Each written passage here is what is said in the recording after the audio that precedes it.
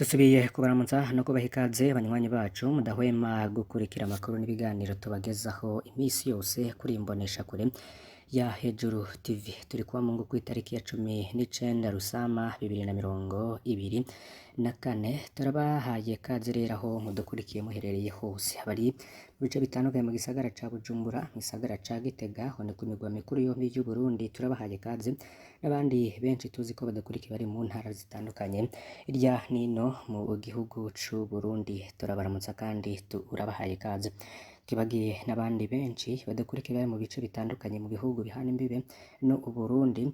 Turakengurukira cane kandi abadukurikira bari ku mugabane wa Afrika, hari nako tubaha kaze n'abandi bari ku migabane ya kure. Mwese ntimuze gucikwa n'aya makuru agezweho tubatohoreza kandi tuba twabateguriye mu bisata bigiye bitandukanye harimwo politike, agateka kazina muntu, umutekano, intwaro, vugwa mu kibano, ingingo zifatwa n'abategetsi, amatangazo agenewe abenegihugu, vugwa ku mbuga ngurukana bumenyi n'ibimenyesha makuru hamwe n'ibindi byinshi tubatoreza dufashijwe n'amasoko yacu dufise irya nino mu Burundi hamwe no mu bice bitandukanye mu bihugu by'ibiyaga binini. Iperereza ry'u Burundi ni SNL ryasubiriye kwimonogoza mu kunyuruza abantu. Umuzo wa Perezida Ndayishimiye ku butegetsi muri Ruheshi 2020 ari ikintu wasa n'uwahinduye. Iperereza ry'u Burundi benshi bita documentation ryasa n'iryagabanije ibyo kunyuruza abantu bakabugwa irengero. Bamwe mu vyamamare mu kunyuruza abantu nka Alex Ndayikengurukiye batazira Nkoroka, Joseph Mathias Niyonzima batazira Kazungu, hari Atiya Nduwimana, hari Joe Dase, hari Jove Cishahayo, hari Salvatore Horihoze, hari Destine Bapfumukeko, hari Desire Uwamahoro, hari Bonaventure Niyonkuru, hari Jonas Ndabirinde, hari Claude Nijimbere batazira amatwi, hari Weraris Priva Mitabakana, hari Gerard Ndayisenga. Abo bose rero bari barahongotse amajigo, ariko kandi bari n'ivyamamare mu kunyuruza abantu. Ariko ivyo iperereza ririko rirakora muri ino misi n'akamaramaza. Hagati ya Ruheshi 2020 na Kigarama, pereza SNL ryara abandanije kunyuruza abantu ariko ku rugero ruto turabiye gukungene vyari vyifashe mu butegetsi bwa Nkurunziza. Umwaka wakurikiye yari muri 2021, pereza SNL ryarisa ryahagaritse rwose imabi yo kunyuruza abantu, rica risubirirwa n'iperereza rya gisirikare ni JD. Uwo mwaka JD yarihaye ibara mu gihugu cose ivyaha biri ku gatwe ka Colonel Ernest Musaba yatwara JD, cegera ciwe Lieutenant Colonel Libere Niyonkuru. Hari akarwi kabicanyi kari karongowe na Jida Major Nesfor Ndayishimiye batazira Braddock. Na makuru rero yashizwe hamwe na ndondeza ya Pacifique Nahazwe yatumye JD ihagarika ayo mabi muri Munyonyo 2021, mbere n'abarongoye JD barakurwa mu mabanga. Ayo mabi rero igendereza rya gisirikare ryariko ryakoranye n'iperereza rya Reveriyano Ndikuriyo, umutwe waryo hari umushinga amateka Lazare Mvuyekure be n'akarwi kari karongowe n'uwarajejwe umutekano wa Ndikuriyo n'umupolisi Jean Marie Vianney Rwasa. Mu mwaka rero wa 2022 wabaye umwaka w'agahengwe mu bijanye no kunyuruza abantu mu Burundi. Ibitigiri byaragiye biragabanuka.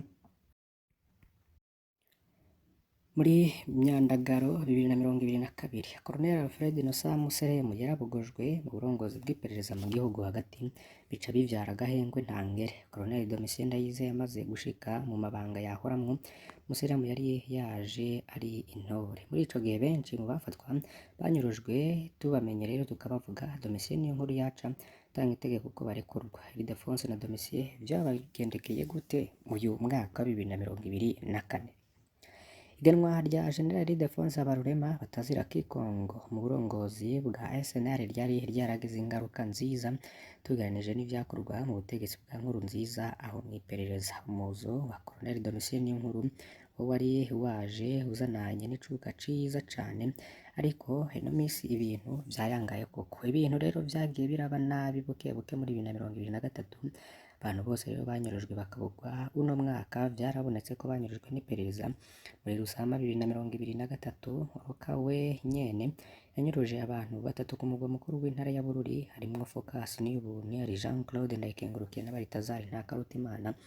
Bose rero baramenyekanye ariko ntacakurikiye. Abatwara iperereza mu ntara nka Elifazi Niyongabo mu gisagara ca Bujumbura, hari Felix Havyarimana afatanije na Shabani Muboni Muyinga, hari Germain Tangishaka Bubanza barasubiriye kwihibara ata nkomanzi. Umwaka wa 2024 niho akamaramaza rero kaduka. Ubu nta misi itatu ihera ata muntu anyurujwe. Hari abatari bake rero barasubiye no kuboneka, kandi ibimenyetso byinshi bavyerekana ko batwawe n'iperereza rifatikanije n'imbonerakure. Abagize Imana bakaboneka bose dusanga bafungiye mu busho bw'iperereza, kikaba n'ikimenyetso kitabesha ko iperereza canke SNL ariyo iriko iranyuruza abantu. Aho bikomereye nuko mu bihe bimeze nk'imyaka ya nyuma y'ubutegetsi bwa Perezida Nkurunziza bisa naho Burundi bwasubiyemwo, aho kunyuruza abantu vyakorwa mu ruduvagi, ufise ububasha wese akiha urusha rwo kunyuruza no kwica uwashatse. Ubu naho abantu rero bapfa ivyabo, ufise uwo bazinanye mw'iperereza acamubwira, bagafyondafyonda imvo za politike bagaca banyuruza umwe banka. Naho abantu rero bashwanira muri groupe WhatsApp gusa, ufise uwazi muri SNL aramuhamagara, ikibazo rero bakagikomeza, umuntu akaba aranyurujwe. N'akamaramaza, ubutegetsi bwashaje. Pacifique Ninahazwe agira vuga ko ibiriko biraba vyerekana ko ubutegetsi bwashaje. Perezida Ndayishimiye ngo ntagishoboye gukurikirana no kubuza ibiriko biraba. Abatwara iperereza ntaco bakinezwe, barengewe n'abo munsi yabo amategeko yo kunyuruza abantu, ariko azanana ahantu henshi nta mwanya wo kwiga ikibazo c'ufashwe ukiriho. Abantu rero bariko baricwa, abandi bagafungirwa ubusa mu bintu bidafashe. Ildefonse Barurema na Domitien Niyonkuru bataye akaranga rero kabaranze mu ntango. Ubutegetsi rero buratosekaye bikomeye kubera izo nyifato. Perezida Ndayishimiye ngo yoba ari hehe? Se leta mvyeyi kwemerera abantu ko babandanya kubona ivyo bariko barabona ata n'imyaka ine iheze yamaze kwibagira isezerano yahaye Barundi? Abamukora nabi ngo yoba ababona? Inguvu zo kubahana no kubahindura zoba zaramuheranye? Ese mutima mweranda yogendera abategetsi kuri no Pentecote bagahagarika aya marira mu miryango? Niko Pacifique Ninahazwe yahereheje iyo nkuru yiwe yanditse ku urubuga rwiwe rwa Facebook. Nabo kandi abanyagihugu babiri muri komine Nyanza-Lac mu ntara ya Makamba bafashwe ku mutaga w'umunsi wa gatandatu igenekezo rya 18 Rusama 2024 n'abakozi b'iperereza ry'u Burundi. Aba nabo ni Filimini Nzeyimana atwara umugambwe MSD muri komine Nyanza-Lac hamwe n'uwitwa Oscar akorera muri Copec aho Nyanza-Lac nyene. Umunyagihugu agira gatatu rero ko aronderwa n'abo bakozi b'iperereza, we yarashoboye gusiga abo bakozi b'iperereza nk'uko amakuru ava muri komine Nyanza-Lac abivuga. Gushika ubu ntawuzi hajanwe abo banyagihugu hamwe n'ico bagirizwa. Ubwoba n'amakengane menshi yo mu banyagihugu biboneye ifatwa ryabo, ngo kuko imodokari yabatwaye yameze nk'iyigenda yerekeza i Makamba ku mugwa mukuru w'intara, yamara hakubandanya ngo yaciye iguma izunguruka hagati mu barabara ari mu gisagara c'i Nyanza-Lac. Byaraboneka ko rero batwaye abo bantu bakoze ivyo kugira babonye ivy'abo bantu bafashwe ntibamenye ivyakurikiye.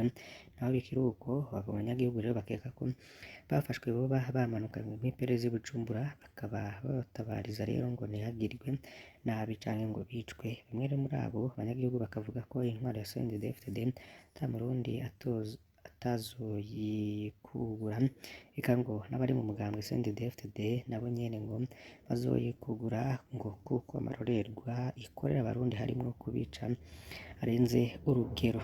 Hari inkuru nziza rero n'ubundi yabonetse, nuko hari umunywanyi n'ubundi w'umugambwe MSD azwi ku mazina ya Gahungu Dieudonné wo muri Gihanga centre ya komine Gihanga mu ntara ya Bubanza, yari yanyurujwe rero akaba yararekuwe, akaba yarasubiriye no mubiwe. Nuko ari amakuru adushikira.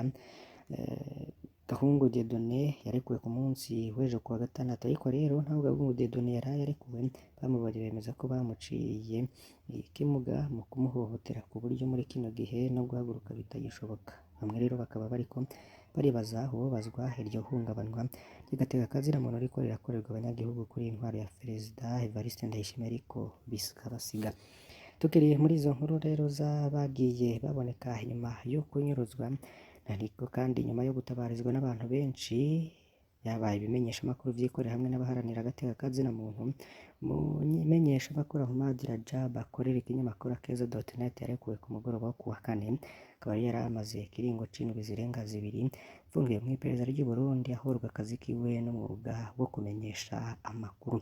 Umumenyeshamakuru Ahmad Rajab mbere yo kurekurwa akaba yarasubijwe ibikoresho vyiwe vy'akazi, araheza asohorwa iperereza. Kuva kw'igenekezo rya 2 Rusama 2024 niho yahagarikwa batangiye gufata amasanamu yerekeye ingene isoko ya Ruvumera muri zone Buyenzi mu gisagara ca Bujumbura yariko irasha. Ico gihe rero akaba yari yaciye yakwa ibikoresho vyiwe araheza atwarwa nabi n'abakozi b'iperereza.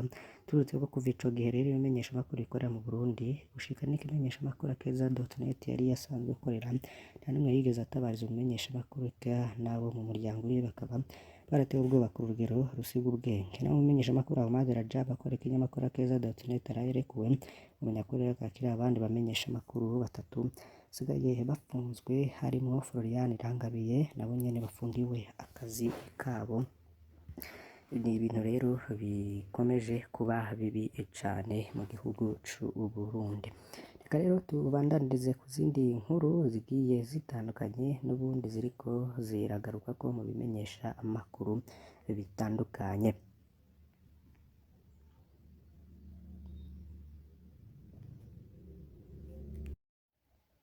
Mu ntara ya Muyinga ku munsi wa gatanu niho haba ibirori vyo kwinjira icese ibiro bishasha vy'intara ya Muyinga vyiswe Mezo Iteka bizokorerwamwo ubuzi butandukanye bwa leta bwo muri iyo ntara. Jean Claude Barutwanayo ngo iyo ntara mw'ijambo ryiwe ntiyibagiye gushimira bitanze gusumvya abandi haba mu gutanga uburyo canke inguvu kugira ngo inyubakwa iteye igomwe iboreke.